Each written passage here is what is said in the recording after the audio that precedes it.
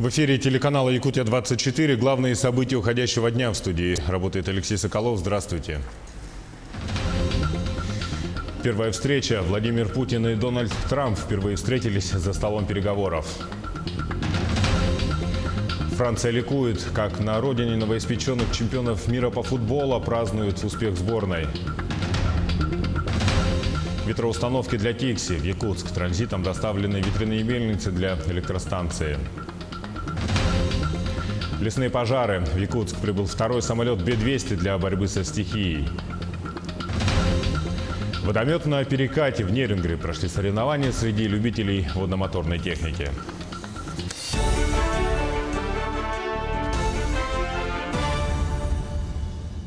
Начнем выпуск с главного мирового события. В эти минуты в столице Финляндии, в Хельсинки, проходит первая полномасштабная встреча президента России Владимира Путина со своим американским коллегой Дональдом Трампом. В Кремле назвали проходящий саммит главным дипломатическим событием этого лета в мире. Напомним, до этого момента Путин и Трамп дважды встречались на полях международных форумов. Однако полноформатного двустороннего саммита еще не проводили. Первая их встреча состоялась на саммите Большой Двадцатки в Гамбурге в июле 2017 года. А в ноябре прошлого года лидеры встретились на саммите АТЭС во Вьетнаме. Ожиданий от предстоящей встречи много как у российской, так и американской стороны. А накануне Владимир Путин отвечал на вопросы журналистов в Москве по итогам чемпионата мира по футболу. Глава государства отметил, что у миллионов людей изменилось мнение о нашей стране. Он также прокомментировал игру российской сборной. Цитата. «Думаю, что миллионы людей, кто бы что ни говорил, не ожидали такого результата от нашей команды. Мы можем быть горды тем, что у нас появился такой замечательный тренер, причем российский тренер. И мы можем гордиться своей командой». Помимо этого, президент страны выразил благодарность специалистам и волонтерам. Безусловно, мы можем гордиться тем, как мы организовали этот турнир. А мы делали это, и я многократно уже об этом говорил, делали это и для наших болельщиков, для наших любителей спорта, для российских, но и для всех любителей спорта во всем мире. И у нас получилось. Получилось во всех аспектах этого грандиозного события. Главная задача России – это хорошо подготовить турнир. И мы сделали это, у нас это получилось, все это отмечают. Встретился с журналистами Владимир Путин сразу после финального матча, где сборная Франции обыграла сборную Хорватии. О том, как французы ликовали на родине, наш следующий материал. Фан-зона в Париже взорвалась бурей восторга, когда сборная Франции ушла на перерыв с преимуществом над соперниками-хорватами в финальном матче чемпионата мира по футболу в Москве. Окончательная победа с двойным перевесом привела всех поклонников французской команды в состояние, близкое к экстазу. Первый тайм встречи Франция-Хорватия завершился со счетом 2-1 в пользу подопечных Дидье Дешама. 2 гола из 3 забили хорваты, один, правда, в свои ворота. На 18-й минуте голкипер Даниэль Субашич не успел среагировать на мяч, отскочивший от ноги его товарища по команде Марио Манджукича. Через 10 минут ошибку исправил Иван Перишич, которому сбросил под удар Домагой Вида. Но потом тот же Перишич сыграл рукой в своей штрафной площадке, и судья назначил пенальти. Его реализовал Антуан Гризман на 38-й минуте. В начале второй половины игры вратарь французов Уголь Йорис кончиками пальцев перевел за верхнюю перекладину удар Анте Ребича. Вскоре Поль Погба забил хорватам 3-й гол, а вслед за ним Килиан Мбаппе 4-й. В какой-то момент на газон Лужников выбежали несколько человек, переодетых полицейскими. Они прервали одну из атак хорватов. Стюарды оперативно удалили нарушителей с поля. О своем авторстве этой эскапады заявила панк-группа Pussy Riot. Манджукич реабилитировался на 69-й минуте. Он вышел 1 на 1 с Льорисом и был хладнокровен и точен. Последовавшие атаки не увенчались успехом. Итог матча 4-2 в пользу французов. Свидетелями торжества соотечественников стали президент Эммануэль Макрон и его супруга Брижит. Президенту Хорватии Колинде Грабар-Китарович оставалось только развести руками. Хорватам не удалось взять реванш за поражение от сборной Франции в полуфинале чемпионата 1998 года в Париже. Болельщики команды под руководством тренера Златко Далича огорчены поражением, но говорят, что все равно гордятся своими любимцами. Звание вице-чемпионов мира и серебряные медали тоже неплохо. К новостям Якутии. Японские ветроустановки для поселка Текси доставили в Якутск. Ветроэнергетические конструкции из Владивостока привезли на 18 грузовых автомобилях. Вскоре их отправят в Текси, после чего начнется монтаж. Он займет 2 месяца. Предполагается, что ветропарк будет работать в комплексе с дизельной электростанцией, строительство которой начнут в 2019 году. Напомним, соглашение было подписано между Якутией, Русгидро и японскими компаниями Камиахалтек и Недо.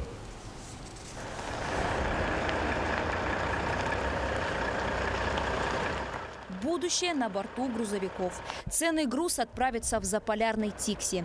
3 ветроустановки – лишь начало масштабного проекта. В России такого еще не было. Этот проект для нас чем хорош? Тем, что он по сути своей полностью финансируется японской корпорацией Недо. Это по сути своей грант для производителей японских компаний. Соответственно, за счет этого мы получаем безвозмездно ветроустановки.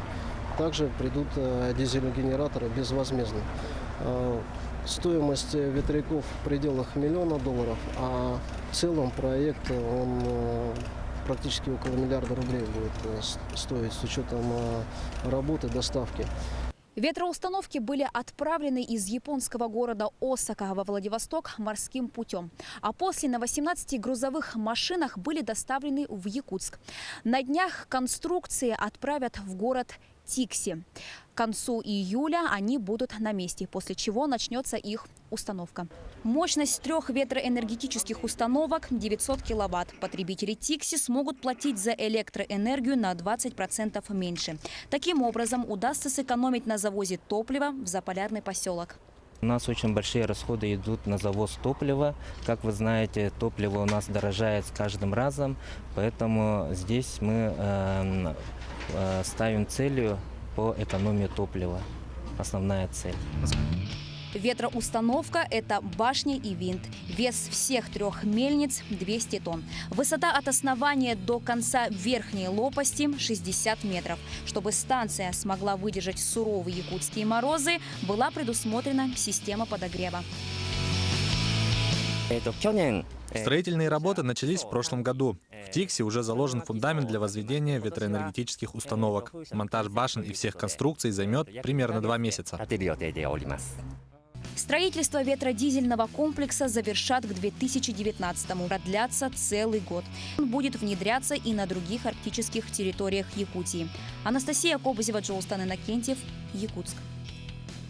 Строительство ветропарка и другие вопросы обсудили первый заместитель председателя правительства Якутии Алексей Колодезников и представители японской компании Mitsui & Co.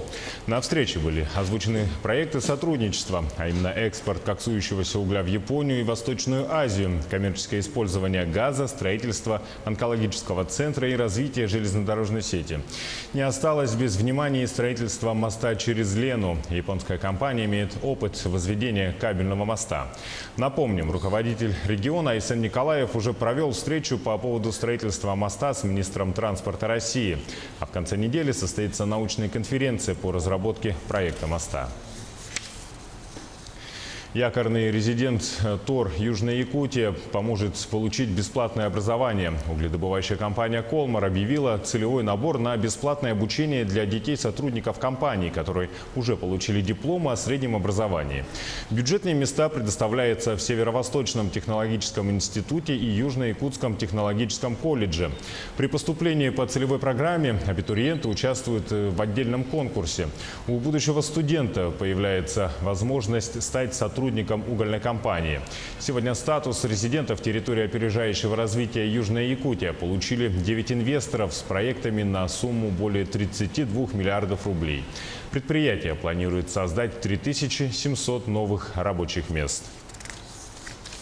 В Якутию поступят 2 модернизированные баржи. Изначально грузовые суда были задействованы на западе России, но из-за мелководья на верхнем участке реки Лены было решено перебросить их на трассы Северного морского пути. Поэтому возникла необходимость в модернизации. Нефтеналивные баржи прибудут в Якутию через Санкт-Петербург и Мурманск. Суда пароходства осуществляют транспортно-экспедиционные услуги на участке Северного морского пути от Хатангского залива до Певека. 83% перевозок грузов выполняется для Якутии. Строители Амуро-Якутской магистрали отчитались о показателях. За 6 месяцев этого года ассоциация переработала 2058 вагонов. Предприятия ждут, когда оборудуют новые подъездные пути на станции в Нижнем Бестяхе. Это позволит увеличить объемы доставки и переработки грузов. Напомним, ассоциация строителей Амуро-Якутской магистрали – это единственный транспортно-логистический центр в республике по доставке грузов железнодорожным транспортом на станции Нижний Бестях, Тамот, Алдан. Но сейчас небольшой блок рекламы и смотрите далее на телеканале Якутия-24. Лесные пожары. В Якутск прибыл второй самолет Б-200 для борьбы со стихией.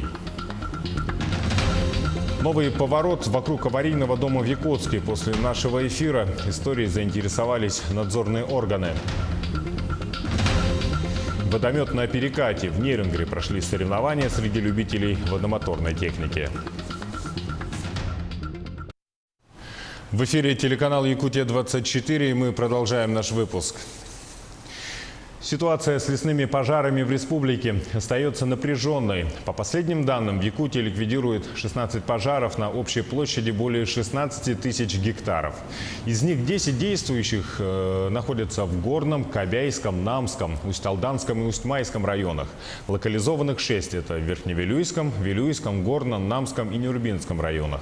Напомним, что в регионе действует режим ЧС, а на территории 14 муниципальных районов действует особый противопожарный режим. Также 316 населенных пунктов подвержены угрозе лесных пожаров. Все они отгорожены минерализованной полосой противопожарной службы и общественными учреждениями добровольной пожарной охраны.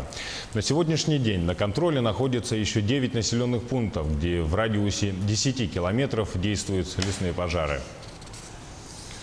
И сегодня в Якутск из Красноярска вылетел еще один самолет Б-200. В Якутии продолжается работа над стабилизацией лесопожарной обстановки. Сегодня в тушении пожаров задействованы порядка 600 человек и техника, в том числе вертолет Ми-8 и самолет Б-200 Хабаровского центра МЧС.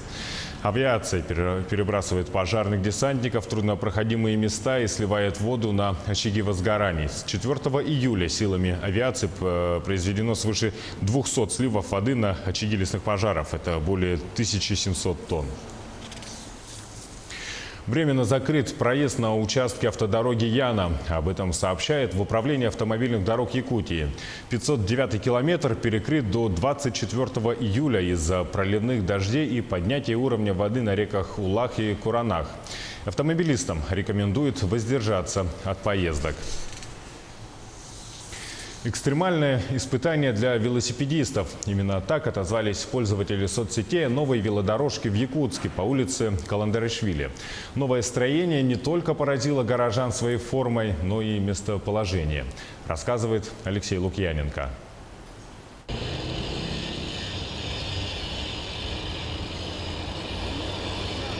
Для веллеров под градусом так окрестили интернет-пользователи кривую велодорожку. Зигзаги появились во дворе дома по улице Каландарашвили, 25/6. Вот здесь сделали дорожку, прямая, хорошая, да? А зачем вот эту даже сделали, такую кривую, что денег некуда было тратить или что? Ну как, ни толку от нее нету, да? Вы согласитесь? Смотрите, люди вот по той ходят дорожке. Я даже не знаю, вот кому это, кто у нас такой, как сказать, проектировщик, да? Я поехал по этой дорожке, потому что она более прямая, чем та. Но лучше бы сделали ровную. Но так неудобно ехать по кривой дорожке. Авторы проекта возмущены. Ирина Алексеева, главный архитектор Якутска, рассказала, что при выполнении работ заказчики и подрядчики проигнорировали некоторые детали проекта. По идее дизайнеров, сооружение должно было быть более прямым, слегка волнистой формы. Но строители немного перестарались. Вот дорожка прямая, а там вот такая кривая, что даже дети могут свалиться. Так что я рекомендовал бы переделать дорогу. Вот тут только вот часть и все. Жители ближайших домов переживают за безопасность детей. Одно неловкое движение и можно упасть на камни. Хоть бы смягчающие что-то сделали. Да, должны все ну не все, а камни можно, да, повредить себе что-нибудь. Лучше бы все бы газоном бы сделали бы. Было бы для этого лучше и безопаснее. Глядя на всю эту дорожку, возникает чувство, а ну-ка попробуй проедь, или получится ли у тебя пройти это испытание. Скорее это подходит для более подготовленных велоспортсменов, экстремалов, но не для обычных граждан и уж тем более не для детей. Алексей Лукьяненко, Игорь Феглер, Павел Пахомов, Якутск. Стройжилнадзор республики взял под личный контроль вопрос аварийной квартиры по адресу Богатырева, 7 в Якутске. Напомним, в своих прошлых выпусках мы рассказывали историю бабушки, которая проживает в аварийном доме без полов. И после выхода сюжета в эфир в ситуацию вмешались надзорные органы. Тему продолжит Дмитрий Тымыров. Грибок на полу, насекомые на стенах. Результат проливных дождей в Якутске. Квартира Любови Алферовой все больше становится похожа на болото. Не хватает зеленой тины. Инвалид второй группы, астматик, продолжает держаться. На прошлой неделе пенсионерка обратилась в Стройжилнадзор. Просила помочь. Чиновники приехали, но после выходных. Посмотрите, квартира муниципальная, да, берется аренда за соцнайм, за аренду квартиры, да, поэтому текущий ремонт внутри квартиры должен делать муниципалитет. Почему сотрудники управляющей компании, видя разруху в квартире пенсионерки, ничего не предприняли? Резонный вопрос от Жилнадзора. Если сантехники приходят, видят, что полов нету в квартире, человек пожилой, квартира муниципальная. Что предпринято было? Нет, на квартиру муниципальную заявку надо, значит, давать на ремонт. Вот они видят, приходят на заявку, да, по отоплению, там, по другим вопросам, видят такое состояние. Но почему промалчивает эта ситуация? В ответ тишина. Без бумажки ты букашка. Так работают местные коммунальщики. Хотя квартиру Любови Алферовой еще в прошлом году признали непригодной для проживания. Заявление не поступало в адрес департамента жилищных отношений о предоставлении жилья ей. Вот. А со стороны управляющей компании они же тоже, наверное, информацию вам передавали? Нет, никакой информации не было. Было. Компании информации не было. Не было. Сегодня пенсионерке предложили написать заявление в департамент жилищных отношений, чтобы женщина обрела крышу над головой. Решить квартирный вопрос чиновники обещают в ближайшее время. Комиссия состоялась. Надеемся, что все-таки найдется, именно жилье найдется. Потому что ремонт как таковой уже не спасет сейчас это положение. Соответственно, в отношении управляющей компании будет проведена проверка. И также будет обследовано техническое состояние. И мы направим заключение свое в департамент жилищных отношений для того, чтобы уже взяли в работу межведомственной комиссии по признанию дома, всего дома аварийным. Здоровье нашей героини теперь в руках департамента жилищных отношений города Якутска, управляющей компании и управы Губинского округа. От реакции чиновников зависит дальнейшая судьба Любови Алферовой. Или они перестанут искать виновного и помогут пенсионерке, или Любовь Артемьевна продолжит выживать в своей полуразвалившейся квартире. Якутия-24 будет следить за развитием событий. Дмитрий Тымыров, Григорий Охлопков, Якутск. В Молдавии продолжается подготовка к зиме. Основной поставщик тепла, общество «Теплоэнергосервис», ведет ремонт теплосетей и котельных. Финансирование на эти расходы составляет 50 миллионов рублей. Деньги невеликие, считают коммунальщики, но их освоение уже идет. Прокладывают новые трубопроводы, завозится материал. На одной из крупнейших теплоцентральной также приступили к ремонту котла. Ключевые моменты, на что мы обращаем внимание, это первое, значит, капитальный ремонт котлоагрегата номер 1 на котельной центральной города Алдана, ремонт, значит, 2 котлоагрегатов на котельной РМЗ и частичный ремонт одного котлоагрегата также на котельной РМЗ.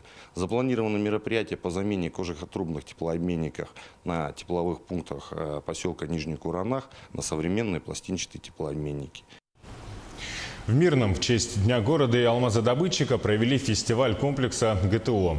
Готовность к труду и обороне проверили более 20 человек по стрельбе из пневматической винтовки и плаванию.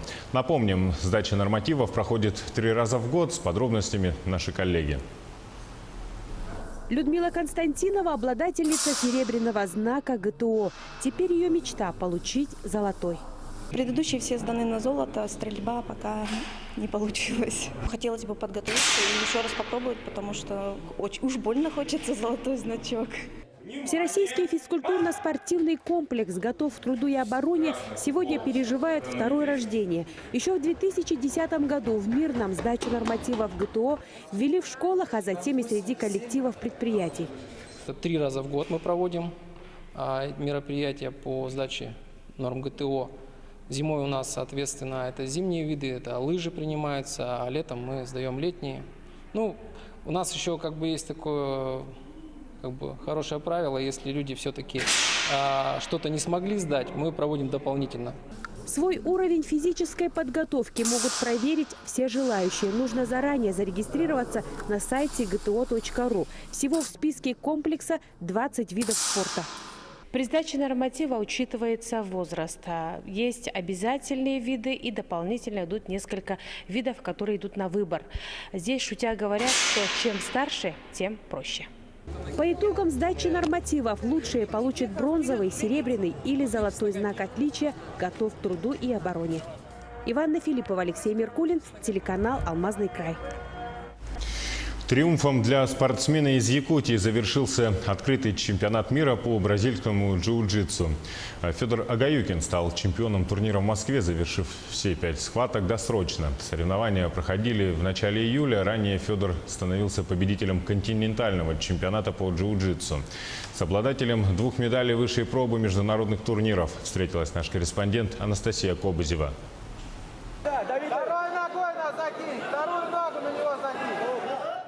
Филигранный прием, мгновение, и соперник сдается.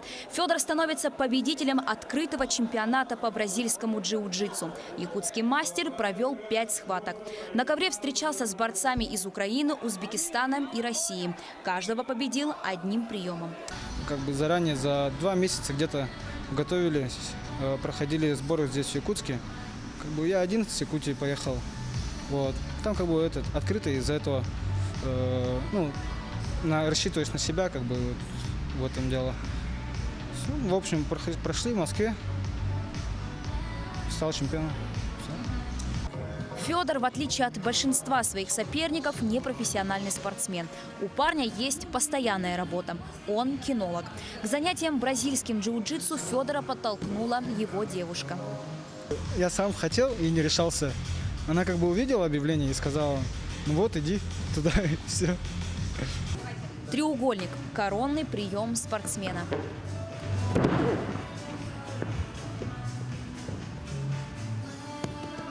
У Федора большое будущее, уверен тренер бойца. Александр Стручков в прошлом и сам занимался джиу-джитсу. Теперь готовит перспективных ребят. Я думаю, что у него большое будущее. И в целом он один из таких больших двигателей бразильского джиу-джитсу будет в республике. И я думаю, мы создадим в будущем хорошую сборную, которая будет представлять нашу республику на мировых соревнованиях. Бразильское джиу-джитсу включает в себя весь арсенал борцовских приемов. Броски, удушающие и болевые приемы. Федор Агаюкин тренируется 2 года. По меркам большого спорта всего ничего. Сперва выступал на региональном уровне, а теперь на мировом. После победы Федор официально аттестован на синий пояс. Для представителей бразильского джиу-джитсу это означает спортивный рост и новый уровень борьбы. Анастасия Кобызева, Георгий Григорьев, Якутск. В минувшие выходные в Нерюнгринский район вновь окунулся в водоворот экстрима. Водомет на перекате – это не только соревнования для любителей, но и способ популяризации водно-моторного вида спорта в Южной Якутии. Подробности в нашем следующем материале. Желающие принять участие, зрители и болельщики прибыли на реку Чульман в поисках захватывающих эмоций. Организатором данного состязания традиционно является спортивно-техническая платформа «Экден». Водомоторные состязания – это технический вид спорта, включающий скоростные соревнования на моторных судах. Они проводятся с целью выявления сильнейших спортсменов и команд, а также для повышения мастерства и достижения наилучших результатов. В общем зачете приняли участие 19 экипажей, готовых показать всю скорость и маневренность, чтобы вступить в борьбу за главный приз. Нашими спонсорами сегодня является компания Solar, город Бердск, которые предоставили любезно нам на суперприз лодку Solar 380 Jet Tunnel.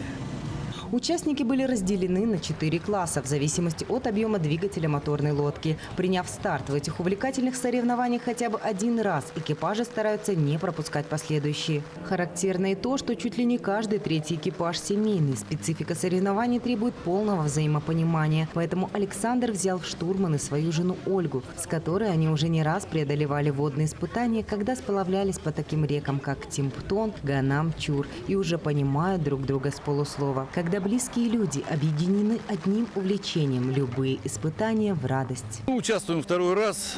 Первый раз был в прошлом году пробный, на чужой лодке, был пилотом. Ну а в этом году уже на своей лодке прибыл с супругой. Она у меня будет штурманом. Приехали также с нами друзья наши. Организовали фан-зону, поставили палаточку, покушать уже успели. Настроение хорошее, боевое. Надеемся по крайней мере, показать себя в лучшем виде.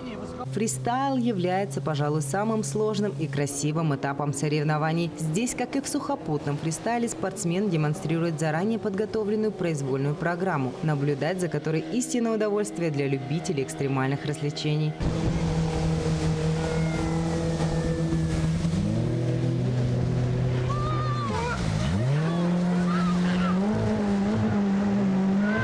Победителями в первом классе стал Попов Семен Алексеевич и Попов Арылхан Александрович. После торжественной церемонии вручения главного приза для всех присутствующих была организована вечеринка под открытым небом. Александра Цыбикова, Иван Николаев, Нерюнгри. Телеканал «Якутия-24» продолжает следить за развитием событий в Якутии, за ее пределами. Больше новостей вы можете найти на нашем официальном сайте yak24.ru. Будьте с нами и удачи вам!